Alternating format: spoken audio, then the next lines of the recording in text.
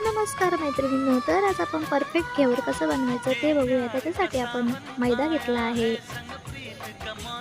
आता आपण 3 चमचे तूप घालायचं आहे. तूप वितळलेलं घ्यायचं आहे. नंतर आपण एक बर्फाचा तुकडा घ्यायचा आहे आणि तो सतत फिरवत राहायचा आहे.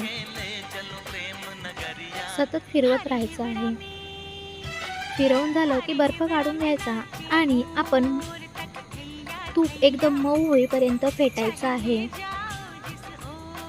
अशा प्रकारे पाणीही आपण बर्फाचं काढून घ्यायचं आहे. अशा प्रकारे मऊ झालं पाहिजे. आता आपण 1 चमचा बेसन, 1 चमचा गव्हाचं पीठ आणि 1 प्लेट आपण मैद्याचं पीठ घेतलं आहे. आपण थोडं करून दूध घालायचं आहे, एकदम घालायचं नाही. आता आपण पाणी थोडं करून घालायचं आहे. एकदम घातलं तर तूप वेगळं आणि पीठ वेगळं होईल. म्हणून आपण थोडं करून असं पातळ बॅटर रेडी करायचं आहे.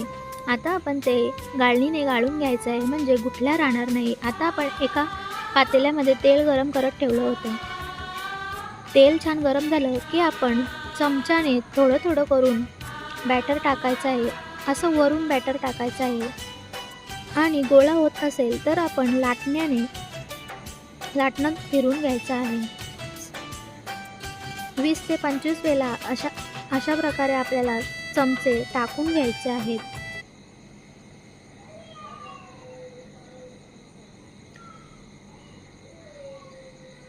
मध्यभागी क्लीन झालं की परत आपल्याला चमचा टाकत राहायचा आहे.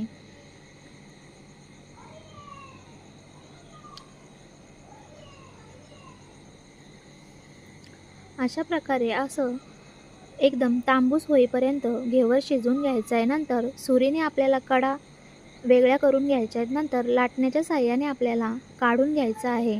असं परफेक्ट घेवर रेडी होतं. नंतर आपण पाक केला आहे, ते पाक आपल्याला घेवरवर घालायचं आहे.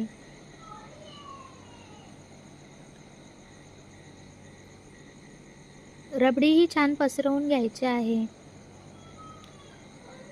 वरून ड्रायफ्रूट्स घालायचे आहेत. रेडी आहे आपलं घेवर. रेसिपी आवडल्यास लाईक, शेअर, सबस्क्राईब करा.